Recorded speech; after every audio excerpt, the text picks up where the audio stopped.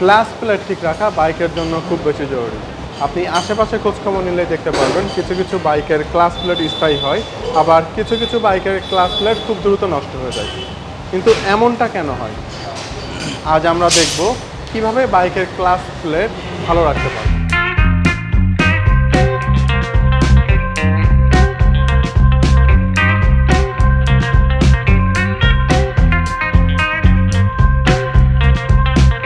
Kunipara GSS মোটরসে আমার সাথে আছেন সাইফুল ইসলাম মামুন। উনি জিএসএস মোটরসে হেড অফ অপারেশন হিসাবে আছেন। সাইফুল ইসলাম মামুন, আপনি আমাদের জানাবেন আমরা বাইকের ক্লাস প্লেট কিভাবে ভালো রাখতে পারি।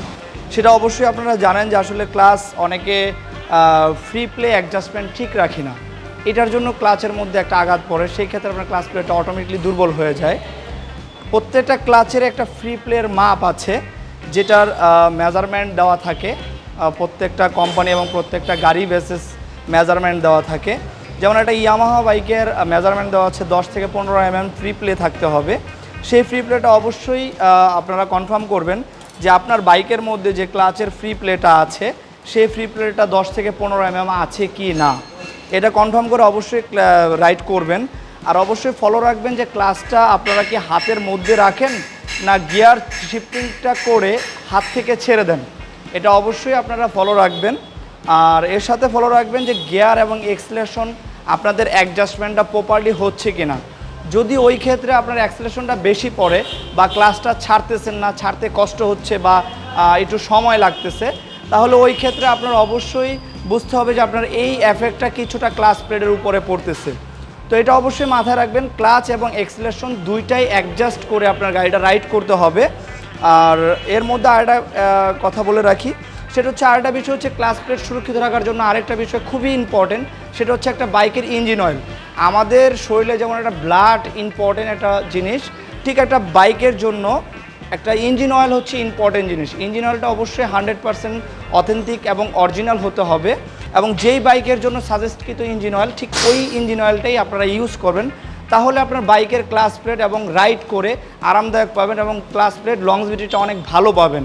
আরেকটা বিষয় জেনে রাখতে হবে যে আমরা আসলে রাইডিং করি, রাইডিং স্টাইলটা চেঞ্জ করতে হবে। সেটা হচ্ছে আমরা অনেক সময় ক্লাচ হাতে রেখে রাইড করি, গিয়ার শিফটিং করি, কিন্তু আসলে এটা উচিত না। উচিত হচ্ছে যে সম্পূর্ণ ক্লাচটা আমরা চাপ দিব, তারপরে হচ্ছে গিয়ার শিফটিংটা করব এবং ক্লাচের সাথে অ্যাডজাস্ট করে আমরা এক্সেলারেশনটা ইউজ করব, তাহলেই আপনি ভালো রাইড করতে পারবেন। এর মধ্যে অবশ্যই আমরা অনেকে একটা কাজ করি, সেটা হচ্ছে ভাই, তারপর হচ্ছে বন্ধু বান্ধব, অনেকেরই আমরা বাইক দিয়ে থাকি। তাহলে অবশ্যই এটা খেয়াল রাখতে হবে, সবাই কিন্তু আপনার মতো না, আপনার মতো সেন্সিটিভভাবে বাইকটা ইউজ করছে না। তারা আপনি যেভাবে খুব সফটলি একটা ক্লাচ ইউজ করতেছেন, এক্সপ্রেশন ইউজ করতেছেন, তারা কিন্তু এভাবে করতে পারছে না। আপনি যেই স্টাইলের ক্লাচটা ইউজ করছেন, যেই স্টাইলে আপনি গিয়ারটা শিফটিং করছেন, ওইভাবে কিন্তু করতেছেন। তাদের মন গড়াভাবে তারা যেভাবে ইচ্ছে ঠিক ওইভাবে ক্লাচটা ধরে গিয়ার শিফট করতেছে। কিন্তু এইভাবে যদি আপনারা কন্টিনিউ আপনারা কাউকে দিয়ে থাকি বাইক, তাহলে অবশ্যই ওই ক্ষেত্রে ক্লাচ প্লেটের মধ্যে এফেক্ট পড়বে। এবং এফেক্ট পড়লে ঠিক এই ক্লাচ প্লেটগুলো দেখেন কি একদম কালো হয়ে গেছে, ঠিক এরকম কালো হয়ে যাবে, জ্বলে যাবে, পুড়ে যাবে। এই ক্লাচ প্লেটগুলোর কন্ডিশন এরকম হওয়াটা খুব স্বাভাবিক। যদি আপনি একা রাইড করেন, ওই ক্ষেত্রে আপনার ক্লাচ প্লেটটা ভালো থাকার সম্ভাবনা বেশি থাকে।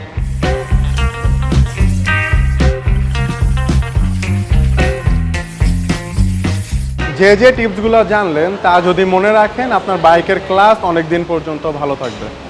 টিপস মনে রাখার চেষ্টা করুন। বাইকের হেলথ সম্পর্কে খুঁটিনাটি অন্য কিছু জানতে এন মিডিয়ার সাথে থাকুন।